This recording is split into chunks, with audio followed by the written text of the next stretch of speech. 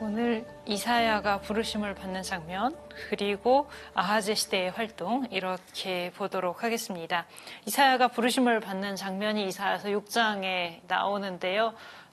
한 구절 한 구절 볼 게 많은 장이기는 한데 다 읽을 수는 없어서 이사야서 6장 8절부터 13절까지를 읽고 시작하겠습니다.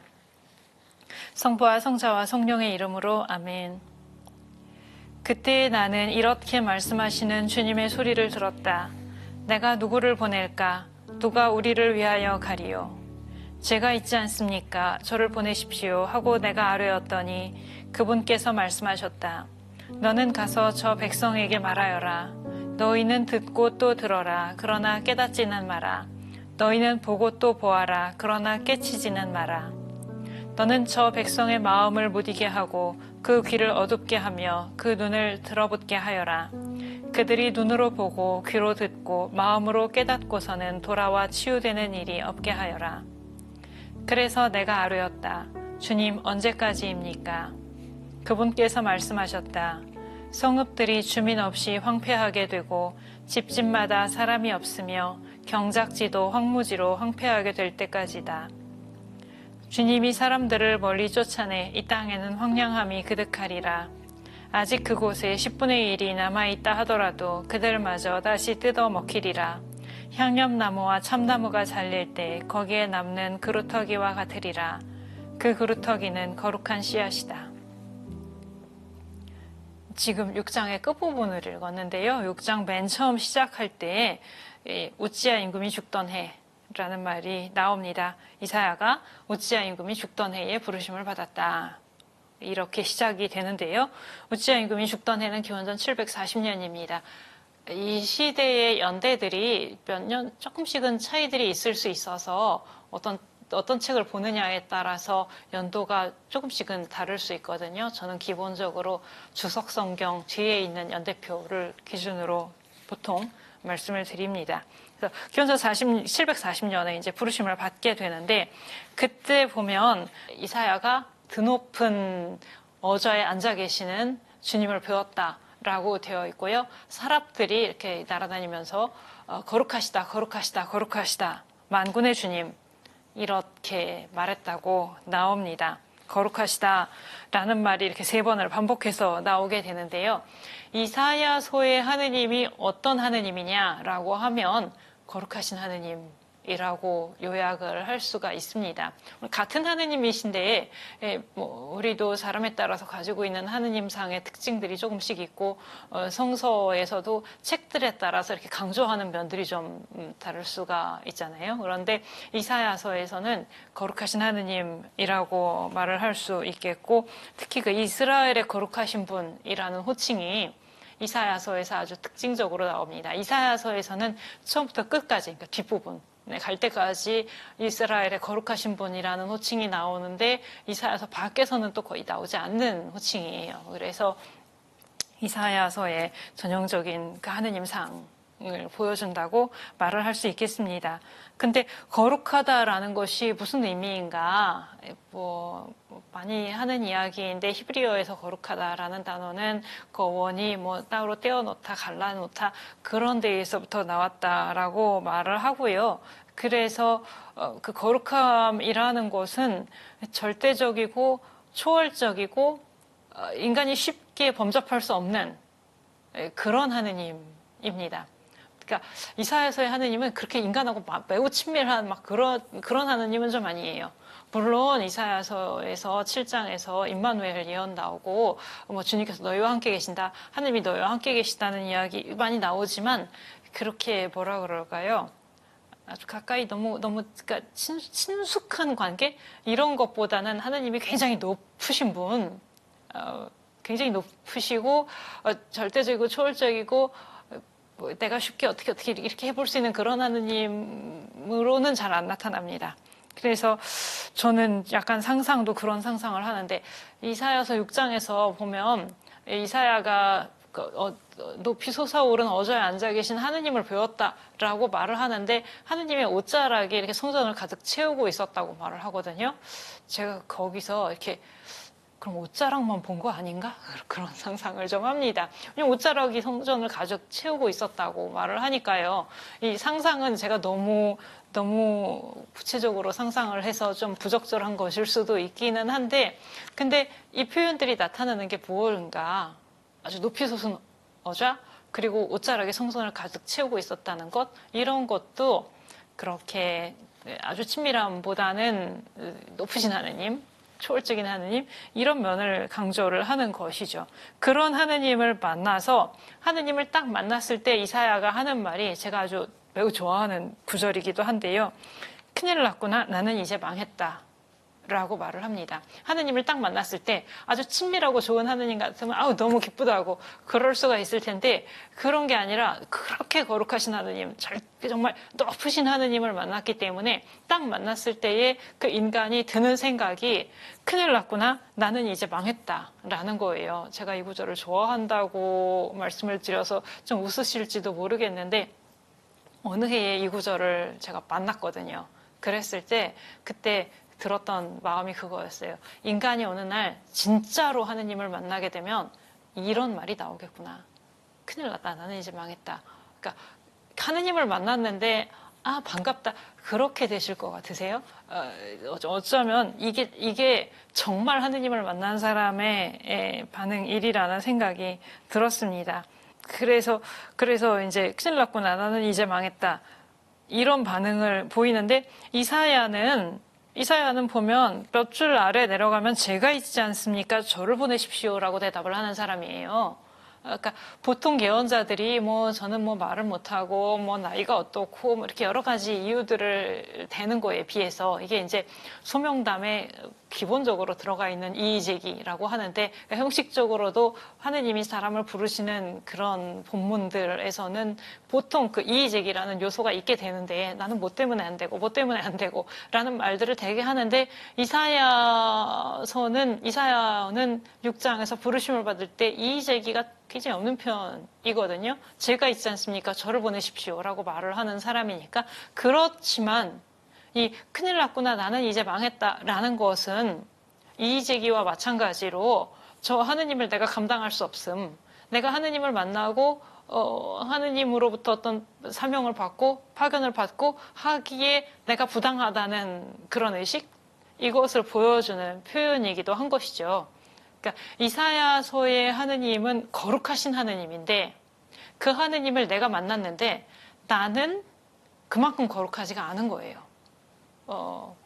좀 추상적인 말로 한다면 성과 속의 분리라고 말을 할 수가 있고, 이사야서의 그 장에 나오는 표현으로 하면 나는 입술이 더러운 백성 가운데 살면서 하느님을 배웠다 라고 말을 하거든요. 나는 저 하느님의 거룩하심에 합당하지 못한, 그러니까 하느님은 거룩하신 분인데 나는 그렇게 거룩하지를 못하니 그 하느님을 내가 만났을 때 내가 무사할 수 있겠는가?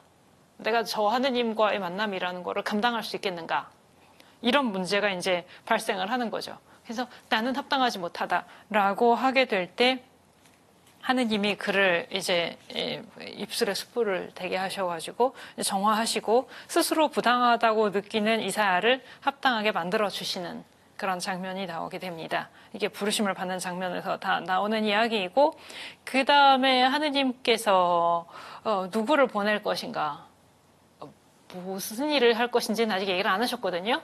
무슨 일을 할 것인지 얘기 안 하셨지만 하느님이 뭔가 할 일이 있으시고 그랬을 때 누구를 보낼 것인가 라고 했을 때 이사야가 제가 있지 않습니까? 라고 나섭니다.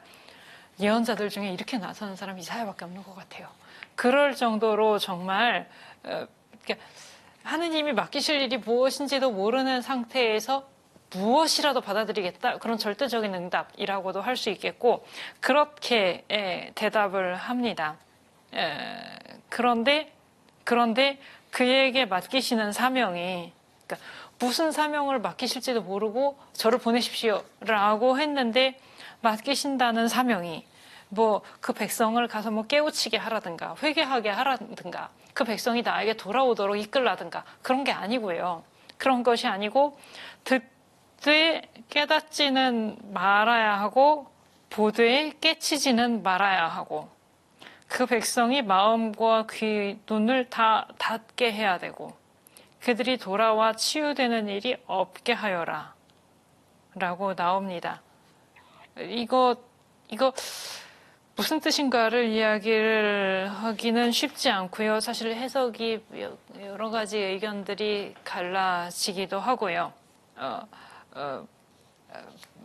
이게 무슨 의미인지 어쩌면 이때 이사야도 아직은 알 수 없었을 것 같기도 하고. 근데 하여튼 나를 보내시라고 했는데 맡기는 사명이 말을 하자면 그렇게 명확하지가 않은 거예요. 가서 백성에게 선포를 하기는 하되 그들은 깨닫지를 못하게 해야 되고 그래가지고 깨닫고 돌아와서는 치유되는 일이 없게 하여라. 그러니까 치유돼서 멸망을 피하게 하지 말고 멸망하게 그대로 두라는 거죠. 멸망의 길을 가도록. 그러니까 무슨 구원의 기쁜 소식을 전하라는 게 아니고 또 뭐 회개를 선포해서도 심판을 선포해서도 그 사람들이 멸망을 피하게 하라는 것이 아니고 선포는 하는데 근데 그 선포를 통해서 지금 돌아오게 하는 건 아니고 이런 알 수 없는 말씀을 하십니다. 이게 지금 구원 선포냐 심판의 선고냐 하면 심판의 선고긴 한 거죠. 경고이긴 한 거죠. 멸망에 대해서 이야기를 하고 있으니까. 근데 그 말씀을 듣고 이사야가 6장 11절에서 주님 언제까지입니까? 라고 질문을 합니다. 그러니까 끝은 분명히 있다는 거겠죠. 뭔가 언제 끝이 없이 되는 것은 아니고 어떤 끝은 있으리라는 희망을 가지고 언제까지입니까? 라고 질문을 하는데 거기에 대한 하느님의 대답도 별로 안 친절하죠. 땅이 다 황폐해지고 10분의 1이 남아있더라도 그들마저 다 뜯어먹힐 것이고 향엽나무와 참나무가 자릴 때 거기 남는 그루터기와 같으리라. 그루터기가 남으려면은 이렇게 잘라내야 되는 거잖아요. 그러니까 이스라엘이 하나의 나무라 그러면 그거를 이렇게 다 잘라가지고 다 없어지게 그렇게까지 가야 한다라는 것이요.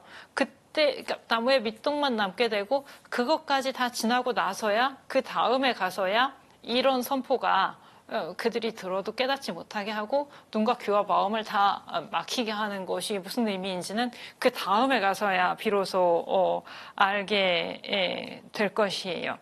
그리고 그때가 되고 나면 멸망을 겪고 나면 그러니까 아모스 호세아 거쳤고 지금 이사야에서도 이사야서에서 사실 구원 선포하는 부분들이 중간중간에 들어있고 우리가 보통 이사야서를 읽을 때에 구원을 선포하는 부분을 많이 읽지만 사실은 심판 선고가 많거든요. 기본적으로는 멸망하기 전에 심판 선고하고 경고하고 이거를 굉장히 많이 했던 예언자인데 그렇게 심판을 선고하는데 사람들은 그것을 듣고 돌아와서 회개해서 멸망을 피하는 게 아니고 결국은 망하는 것이잖아요. 그러다 망한다, 그러다 망한다, 그러다 망한다라고 이야기를 하는데 그런데도 망했다고. 아모스서 같은 경우에는 아모스는 거의 심판 선고만 했고 멸망하게 되는 것이었고 호세아서 했을 때 맨 마지막에 제가 그렇게 말씀을 드렸었거든요. 이렇게 하느님이 사랑을 하시고 관계를 회복시키시고 이런 이야기들을 했지만 결국 북왕국 이스라엘 멸망했다고 멸망하기 직전에 아모스 호세아가 활동을 했었던 것이고 이렇게 예언자들이 심판 선고를 하는데 그 심판 선고를 듣고 미리 경고를 듣고 멸망을 피하는 게 아니고 멸망을 한다는 거예요. 멸망을 하고 나면 그때 깨닫는 것이 이거 예언서 입문할 때 좀 했었던 이야기이기도 하지요. 완전히 실패를 겪고 나면 나에게 힘이 없다는 것. 내가 예언자들이 그렇게 경고를 했는데도 하느님께 돌아가지도 못했다는 거를 그때 알게 되는 거죠. 그러니까 예언자들이 선포를 해서 그때 사람들이 돌아오지 않았어요. 아모스, 호세아, 이사야가 선포를 하는데 그때 돌아오지 않아요. 마음과 귀와 눈이 막혀서 돌아오지 않아서 그때까지 보면 이 사람들 다 실패한 것 같고 이 사람들이 경고한 것이 아무 의미가 없는 것 같지만 나중에 멸망을 다 하고 나면 그때 돌아보게 된다는 거죠. 그때 돌아볼 때 뭐를 보느냐? 예언자들이 그렇게 경고를 했는데 예언자들이 그렇게 여러 예언자들이 있었고 하느님은 계속 예언자들을 보내셨고 그렇게 계속 미리 이야기를 하셨는데 그렇게까지 하셨는데도 나는 하느님께 돌아가지 못했구나. 그것조차도 나는 하지 못했구나. 인간 편에서의 무력함? 제가 예언서 입문할 때 썼던 표현을 가지고 이야기를 하자면 내 힘으로 나의 구원을 확보할 수 없음? 내 힘으로 하느님과 나의 관계를 유지시킬 수 없음? 내 손에 힘이 세서 내가 하느님의 손을 꼭 붙잡고 있는 게 아니라는 것? 이거를 그때 가서 알게 되는 거죠. 멸망을 겪고 나서. 멸망을 통해서. 그러고 나서 그 다음에 가면 이제 하느님이 베풀어 주시는 구원을 이야기하게 될 거고요. 그 아모스서 호세아서 끝부분에 후대에 덧붙인 사람들이 그때 가서 알아보았던 것이죠. 멸망은 있었고 그 멸망을 통해서 이르게 되는 구원. 멸망을 겪고 인간 편에서 내 힘으로 나의 구원을 확보할 수 없다는 것을 확인을 하게 된 다음에 하느님 편에서 베풀어 주시는 구원. 이거를 알게 되는 과정에 멸망이라는 단계가 있게 된다는 것을 멸망을 통해서 알게 되는 것이죠. 그래서 제가 예언서를 하면서 멸망을 통한 구원이라는 말을 많이 하게 될 거라고 했었는데 그게 가장 크게 나타나는 게 이사야서인 것 같아요. 멸망을 통한 구원이라는 주제가 아주 강조되는 게 저는 지금까지 이사야가 심판을 선고한 예언자인가 구원을 선포한 예언자인가에 대해서 한마디로 말을 못하겠어요. 말은 심판 선고를 많이 했거든요. 구원 선포도 했는데 근데 요약을 해서 그러니까 양쪽을 다 했는데 이사야가 심판을 선고한 예언자인가 구원을 선포한 예언자인가를 보자면 한마디로는 안 되겠고 결국은 멸망을 통한 구원을 선포한 예언자라고 저는 생각을 하는데 그러니까 멸망을 선포를 해요. 그리고 그걸 듣고도 사람들은 돌아오는 게 아니라 정말로 멸망을 해요. 근데 그걸 통해서 구원이 이루어진다는 거죠. 그래서 아까 6장 13절에 아직 그곳에 10분의 1이 남아있다 하더라도 그들마저 다시 뜯어먹히리라. 향염나무와 참나무가 자랄 때 거기에 남는 그루터기와 같으리라. 라는 말이 다 있은 다음에 바로 다음에 그 그루터기는 거룩한 씨앗이다 라고 말을 합니다. 이건 정말 무서운 말이라고 생각을 해요. 그 그루터기는 거룩한 씨앗이다. 그루터기는 아까 나무가 이렇게 다 잘려나가서 밑둥만 남아야 그게 그루터기인데 그게 씨앗이 된다는 거예요. 그렇게 다 잘려나가야 그래야 거기서부터 다시 시작을 할 수 있다는 멸망을 통해서 구원이 이루어지는 것이고 멸망하기 전에 예언자들의 경고를 듣고 빨리 정신을 차려서 멸망을 안 하고 구원의 길로 가는 게 아니고 멸망을 겪고 그루터기가 된 다음에 그랬을 때 그 그루터기가 씨앗이 돼서 거기서부터 구원이 이루어진다는 것이죠. 왜 그래야 되는가? 왜 그래야 되는가가 처음부터 있는 게 아니라 역사가 그렇게 간 거죠. 이스라엘의 역사가.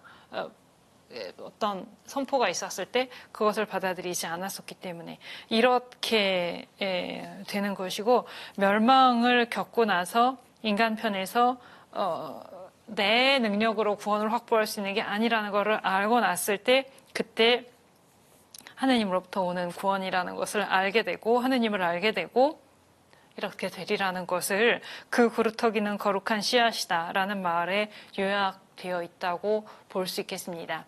이게 이제 6장이고요. 7장에서부터 이제 아시리아의 영향이 막 불어오기 시작을 하는 것이죠. 근데 아직까지 남왕국 유다는 아시리아의 영향을 받지 않아요. 남왕국 유다는 아직까지 아시리아의 영향을 받지 않아요. 지난번에 아모스서 할 때가 어디까지 갔냐면 아시리아의 영향이 점점 커지는데 그때는 아시리아의 영향이 시리아까지만 왔었거든요. 아모스 때는 시리아까지만 왔고 이스라엘 아직 괜찮았어요. 그래서 이스라엘 사람들이 멸망이 다가오는 거를 보지 못하고 그렇게 막 사치를 하고 이러고 있었던 것이었는데 이제 시간이 더 지났잖아요. 이제는 아시리아의 영향을 북왕국 이스라엘은 받습니다. 북왕국 이스라엘은 아시리아의 압박을 막 받고 있는데 남왕국 유다는 아직 아니에요. 남왕국 유다에는 아시리아의 영향이 오지 않아서 별로 뭐라 그럴까요? 강 건너 불, 남의 집 일 이런 상황인데 주변에 있는 작은 나라들이 아시리아에 맞서기 위해서 서로 힘을 합치게 됩니다. 그러니까 예를 들면 북왕국 이스라엘하고 시리아하고도 둘이 원래 그렇게 좋은 관계는 아니었어요. 그러니까 시리아가 커지기 전에도 둘이는 계속 사이가 계속 영토 분쟁이 있고 서로 싸우는 관계였는데, 그래도 아시리아라는 큰 적이 나타난 상황에서는 주변에 있는 작은 나라들이 힘을 합치게 되고, 그래서 북왕국 이스라엘하고 시리아하고까지는 힘을 합쳤어요. 아시리아에 맞서기 위해서. 근데 유다까지 거기에 끌어들이려고 하는 거죠. 유다한테도 유다의 그때의 임금이 아하즈입니다. 그러니까 이사야가 주로 활동을 한 게 아하즈 히즈키야 시대라고 그랬는데, 아하즈 시대의 일이 지금 벌어지는 거예요. 그러니까 아시리아에 맞서려고 했던 시리아와 북왕국 이스라엘이 유다에게도 너도 우리랑 같이 손을 잡고 아시리아에 맞서자라고 말을 하는 것이에요. 그런데 유다의 입장에서, 아하즈 왕의 입장에서 생각을 했을 때 내가 저 일에 굳이 개입할 필요가 없어요. 나는 아직까지 아시리아의 영향을 받고 있지 않은데, 아시리아의 압박을 받고 있지가 않은데 굳이 저 두 나라가 아시리아에 맞서는데 내가 거기까지 가가지고 끼어서 같이 전쟁을 하고 그럴 필요를 안 느낍니다. 그래서 이거 좀 단순하게 표현한 것이긴 해요, 제가. 그래서 이 북쪽에서 오는 두 나라들하고 손을 잡지 않겠다라고 하고 그랬을 때 시리아와 북왕국 이스라엘은 유다에 쳐들어가기로 결정을 합니다. 이 두 나라가 같이요. 시리아하고 이스라엘하고 둘이서 같이 유다에 쳐들어가서 목적은 뭐냐? 유다의 왕을 바꿔야죠.